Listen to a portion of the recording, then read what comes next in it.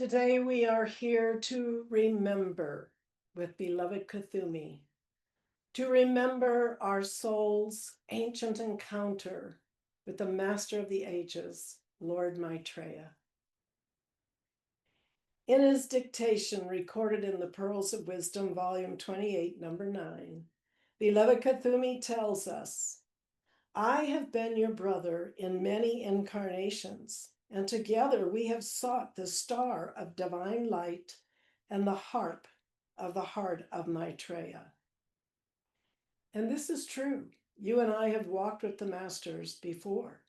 We have made our commitments and pledge to Christ's mission before. And today we're asked once again to take up our part in that eternal drama of discipleship. We must play our unique roles in this cosmic drama, which seems to be getting more dramatic every day. Kuthumi says, I the Alpha, you the Omega. We crossed the bar. What does that mean? That means that some disciples are called to go ahead and prepare the way, and others are called to remain, to hold the line, and to anchor the flame. Kuthumi has gone ahead. He's ascended. He's in the ascended realms. And we're here to hold the line and anchor the flame. Now, not all roles are the same, but all are essential. And the Omega role, as Kuthumi just described, is the one that we are called in this lifetime to hold the line and anchor the flame. Now, sometimes you might think, if I only had her gifts, or I could preach like he does. No, because each of our roles is uniquely appointed. And to compare yourself to another is to miss the perfection of God's plan. Play your role. If you're called to be the Omega, faithful, steady behind the scenes, do it with joy. If you're called to be Alpha, pioneering, confronting, leading, do it with humility. This description of our roles as Alpha and Omega reminds me of something that the messenger asked me when we were on the stump in South America in 1996, which was 33 days long, 7 cities and 4 countries. And when we were a little bit into the trip, Mother turned to me and she said, is it difficult for you to be in the background rather than the one out lecturing and doing the media and everything? Now, as background, I must tell you why she would ask me that question. That is because in previous years, I had traveled through South America, preparing for the time when she would come, doing exactly that, the lectures, the media, and working with the study groups to get ready for her trip. And my answer to her was, I was born almost exactly on the cusp of Pisces Aries, on the Pisces side, but just about 10 degrees away from Aries. So I was comfortable in either role. I could be the one out front doing the media and lecturing and teaching, or I could be the one in the supportive role. I felt comfortable either way. But I did add, it was a heck of a lot easier to support her doing it than me. Now, Alpha and Omega together, so we see, bring that balance to the mission of the Christ. Her answer to me was, you can support me the rest of your life, which I am very happy to be doing. We need to embrace whatever we are called to do whenever at a particular time we are needed to serve or to order or to grow, whichever is the need of the hour. Kuthumi also spoke of the urgency of the hour. He admitted that he grows impatient, not out of anger, but in love. Why? Because he says so many souls are waiting for the light that we carry. And think of it, people in this world are hungry for truth, but many don't even know exactly what they're searching for. They know there's something more beyond narrow-minded dogmas, empty rituals, or worse, they have nothing being fed to them at all. And here we are holding the living word, sometimes taking it for granted. So we must not delay. We must not bury our talent in the ground. The time is short, the harvest is white. The Master's been telling us that for many years, preparing us for what we are experiencing right now. We are truly at a critical juncture where we who inhabit this planet must make choices. We either accelerate spiritually or we regress. There's no standing still. So now is the time for evaluating where you are and what you're going to do with the remaining balance of this lifetime. You are not too old. You are not too young. You can make a difference. Now, the Masters are supporting us as we live through this conclusion of the Piscean age into the Aquarian age, which is proving to be a little bit of a bumpy transition, to say the least. The Aquarian age of freedom, however, is before us. And in this dictation by beloved Kuthumi, he announced a great gift, a dispensation of healing that Maitreya bestowed upon him. He describes this healing dispensation and what it means for us. He says, "This dispensation is my assignment to work with you, with each one of you individually, for your physical health and for the healing of your psychology, that we might swiftly get to the very cause and core of physical as well as spiritual and emotional conditions, that there be no more setbacks or indulgences, and surely not 2 steps forward and 1 step back." Kuthumi says he's assigned to help each one of us with our physical health and the healing of our psychology. Here's his promise.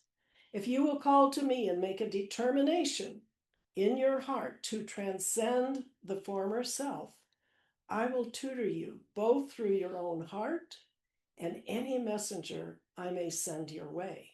Therefore, heed the voices, not astral, but physical, and watch the course of events." In other words, circumstances and interactions with others may be the real tutoring that Kuthumi is talking about. This is grace, this is mercy, and it's ours if we choose to invoke it. An amazing dispensation directly from the support and by the support of the Ascended Master Kuthumi. Then he talks about the Guru-Chela relationship, a relationship meaning beyond a simple relationship between a teacher and a student. The Guru-Chela relationship is more than that. I'm going to give you a summary of how the Guru-Chela relationship is described in the Ascended Master Encyclopedia. If you want to read the whole thing, it's much longer, but this is a summary to get the concept of the Guru-Chela relationship and how it differs from just a student-teacher relationship. The Guru-Chela relationship is one of the oldest and most profound spiritual traditions, rooted in the Eastern path of self-mastery and enlightenment. A Chela, literally meaning disciple or student, and derived from the Sanskrit word for slave, is a one who willingly submits to the guidance of a spiritual teacher or guru. This slavery, however, is not about loss of identity, but about shedding the false self, the ego pseudo-image, in order to be clothed with the true image of divine selfhood. By obedience, service, and love, the Chela gradually weaves the garment of the Master's consciousness into his own being. In return, the Guru imparts increments of his own attainment, helping the disciple transmute karmic burdens and awaken the higher self. At its heart, the relationship is a covenant of love, trust, and discipline. The guru serves as a mirror of the divine, showing the Chela how to confront his karma, understand the law of cause and effect, and transcend the limitations of the human mind. The path is demanding. It requires surrender, striving, and fearlessness. Yet for those who persist, the rewards are immense. The discovery of the real self, oneness with God, and the ultimate reunion with the soul's divine potential. In short, the Guru-Chela relationship is an sacred exchange. The Chela offers devotion and selflessness, and the Guru imparts wisdom and the fire of transformation, leading both to a higher expression of divine life. A very precious, sacred relationship between the Guru and the Chela. But still, Kuthumi says, students don't always understand exactly what the Guru-Chela relationship is all about, and why the Guru might speak in what could be considered by our human consciousness as being mean. Kuthumi calls it the school of hard knocks. He says the masters sometimes use a gruff voice. Why? Because the ego must be shaken. The correction of the Guru comes to burn away pride and negative energy, not to wound the soul. This was true when the messenger was still with us, and it's also true as events and interactions unfold in our lives now.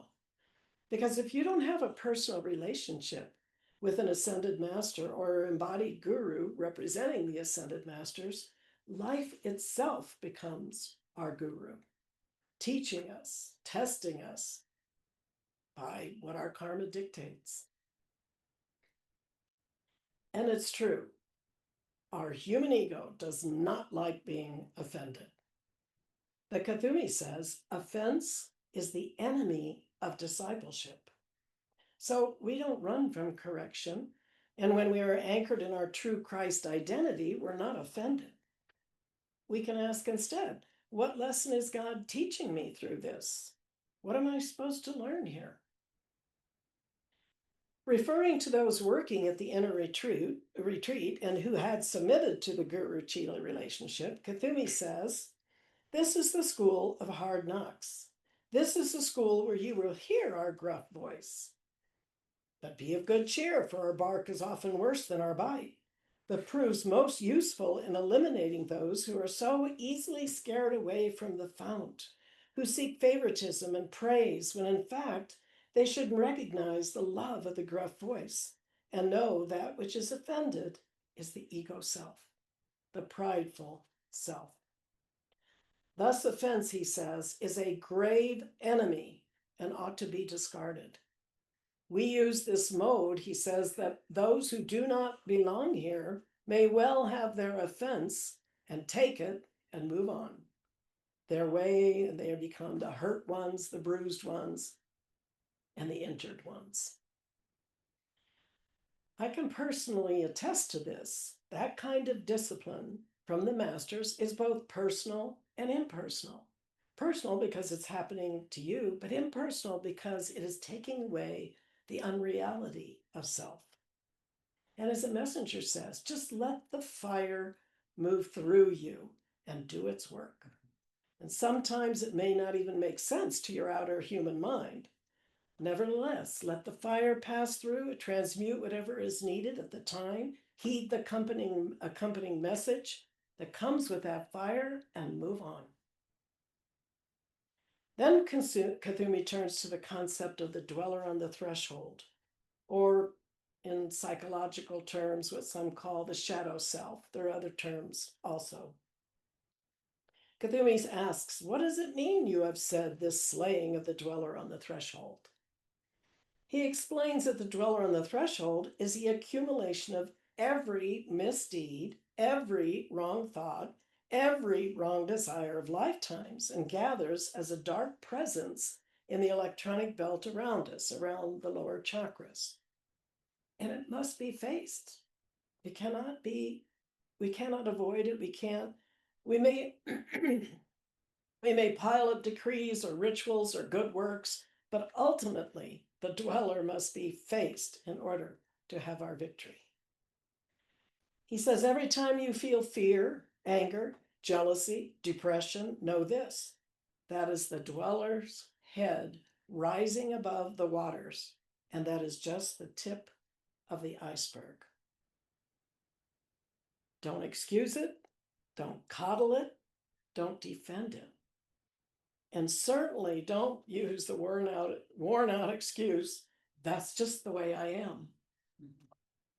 No, call it out, bind it in the name of the Christ, and use the violet flame until it's consumed. This is the path of the true disciple. Not avoidance, not accommodation, but confrontation and victory. Confrontation. Some people just want no kind of confrontation whatsoever, but we must confront this part of ourselves. Then Kasumi speaks directly to us when he says, only you can overcome. We cannot do it for you. And yet, we can deliver the precise word and the thrust of the sword at any hour of the day or night when it's required. And those who are the true brides of Christ and the wise virgins, they will respond. They will know the source. They will move. So we ask ourselves, do we trust the process? Will we obey correction? Will we stay the course when offense tempts us to react or run? This is the test of discipleship. Kathumi continues, blessed ones, understand then the accommodation of the aspect of the beast known as rebellion against the Guru and disobedience to the Lord God. Understand that the core rebellion has been the undoing of many chelas, some who were not calculated by us to make it in the first place. Although we held the Immaculate Concept, the record of the past was before us. We gave the opportunity in purest hope and support and with the full momentum of our electronic presence.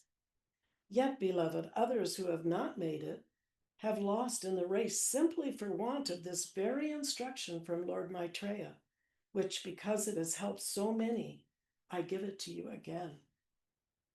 The accommodation then of rebellion, going to the right and to the left of it, becoming, as it were, a workaholic, performing good human deeds and social deeds, or the performance of ritual or prayer or decrees or yoga, the assiduous following of perhaps asceticism or personal discipline or diet. All of these things may be a careful accumulation of human virtue by the individual to avoid, subconsciously at least, what is the most important step which must be taken. The step of the encounter with that satellite orbiting in the electronic belt that has come between the soul and her I Am presence, namely the rebellion against Lord Maitreya or Sanat Kumara or against the law itself, because it was spoken perhaps by a very imperfect vessel. This rebellion then becomes a block, self-perpetuating, for it is set in orbit by free will, and it cannot be removed from orbit without free will. He says, when you place planets in orbit in this electronic belt, you create your personal subconscious astrology and psychology, which he says are one and the same. Personal subconscious astrology and psychology, and focuses of your karma. Now, when you think of the solar system you inhabit, and you might consider the weight, the volume, and the magnitude of the planets, you can learn the lesson that it's far easier to set a planet in motion than it is to call it back. Even as the words which proceed from your mouths cannot be called back, no matter how great the regret, unless it be by the violet flame. He says, thus, to remove the planet of rebellion, you must have a oneness with the central sun of your being, the I Am presence, the Christ self, and the externalized attainment of the heart chakra. This is why we preach on the Sacred Heart. This is why there is a union of religion east and west through the path of the heart. For all who have ever attained have done so by this sacred fire. Listen well then. To recall the planet of rebellion in the electronic belt, you must have an equal and greater force of light and sacred fire manifest in the heart to counteract it and dissolve it.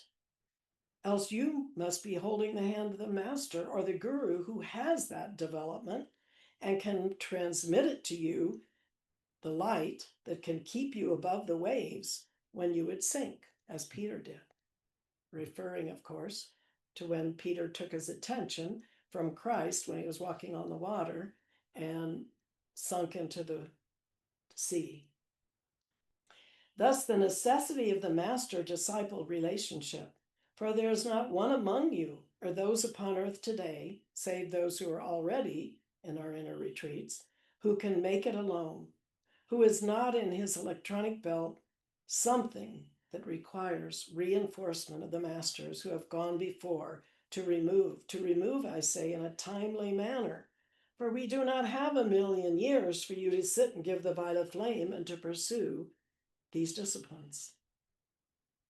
In other words, get with the program.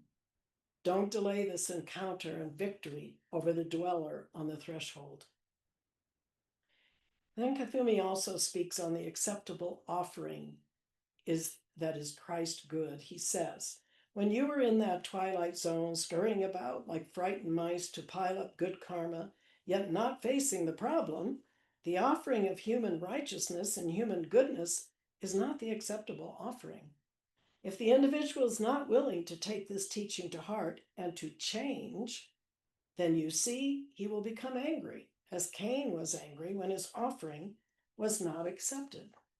He demanded of Maitreya that his human goodness be received as a substitute for Christ's goodness, that the law be changed for him, and instead of his fulfillment of that law, that all of his grandiose and human goodness should suffice.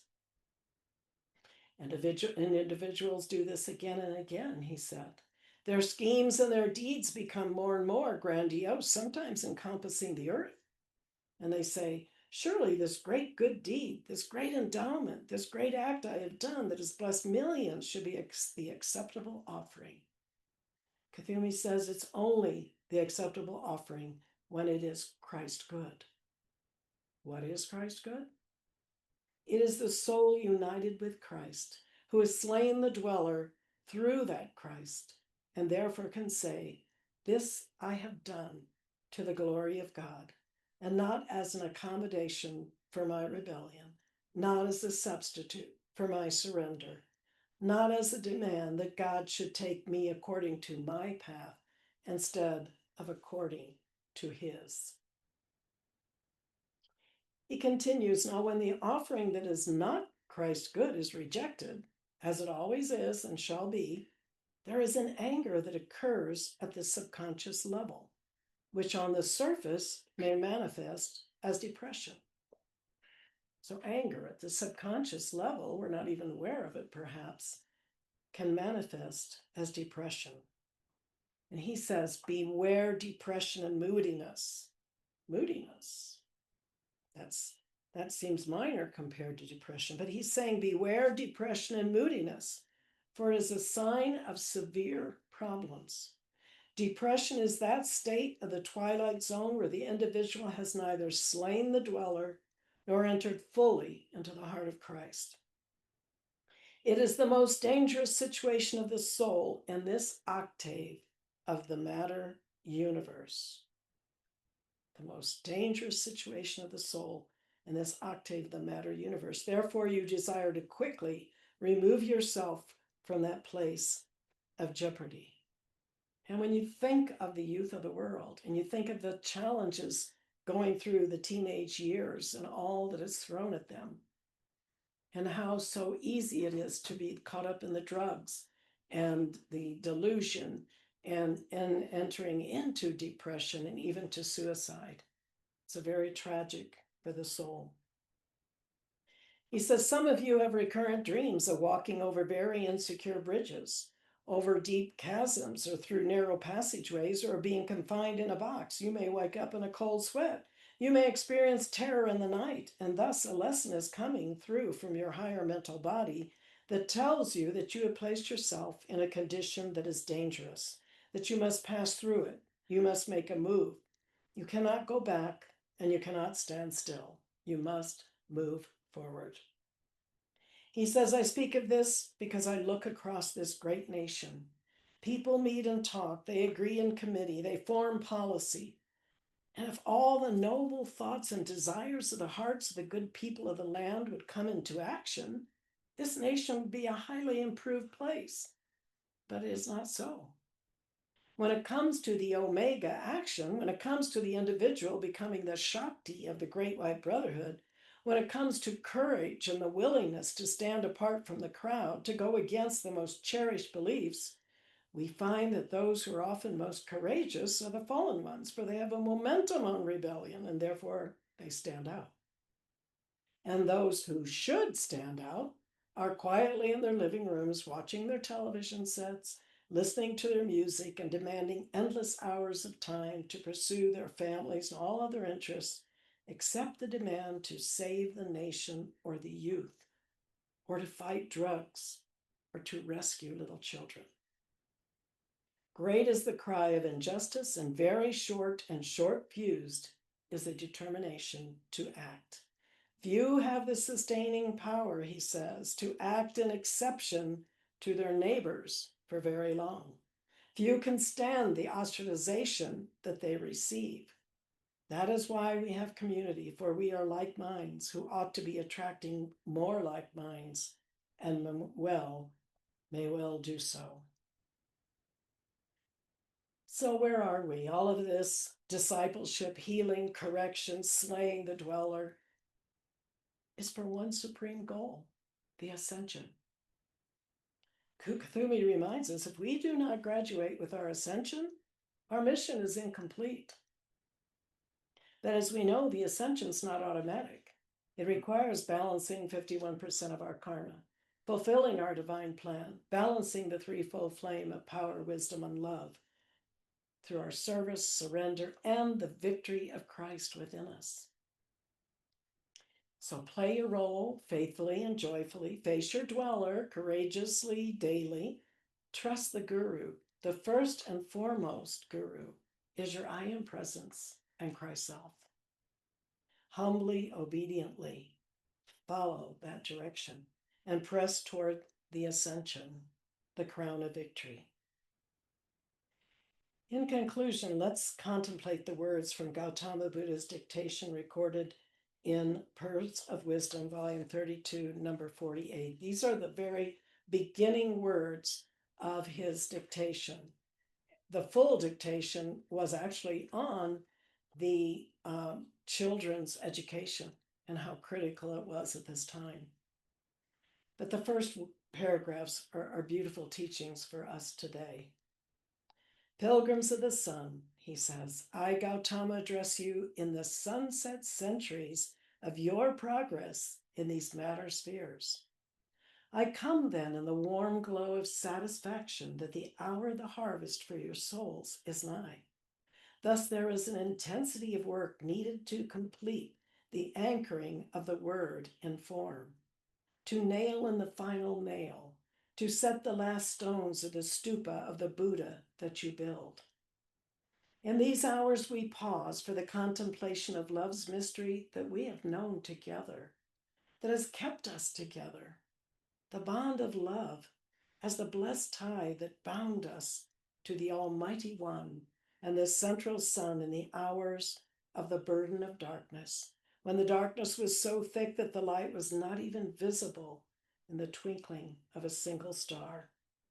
Blessed ones, when it comes to the fulfillment of millions of years of the mission in outer spheres, one does begin to contemplate the nearness of the ascension. And one realizes that as for the many who will be left behind when one ascends, they will not necessarily know or sense one's ascended master light body presence, though the one should be with them and at their side day and night. For have not even you, our best servants, sometimes not known when we were standing by because you felt so alone in the misery of your own sense of sin and self-worthlessness? Therefore, in these hours, the avatars and adepts and their disciples and bodhisattvas contemplate what they shall leave as a record that a civilization may continue to mount the spiral staircase.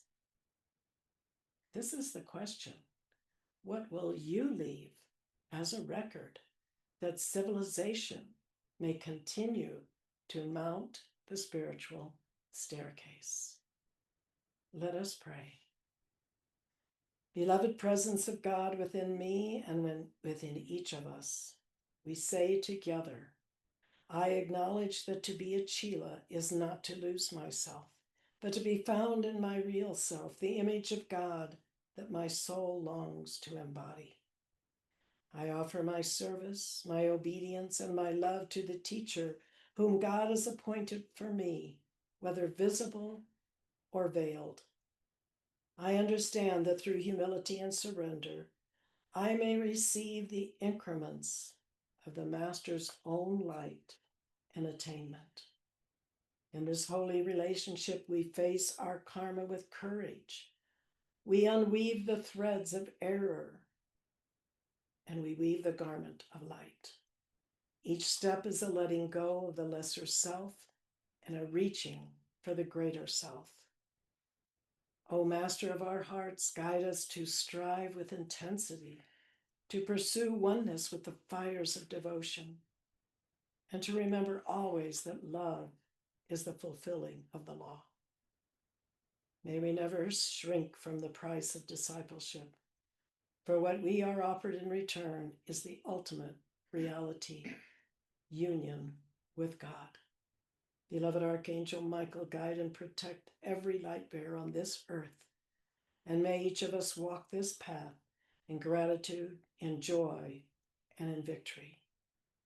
Beloved Maitreya, beloved Kuthumi, beloved Christ within each heart, seal this message now. In the name of the Father, the Mother, the Son, the Holy Spirit, and the Divine Mother. Amen.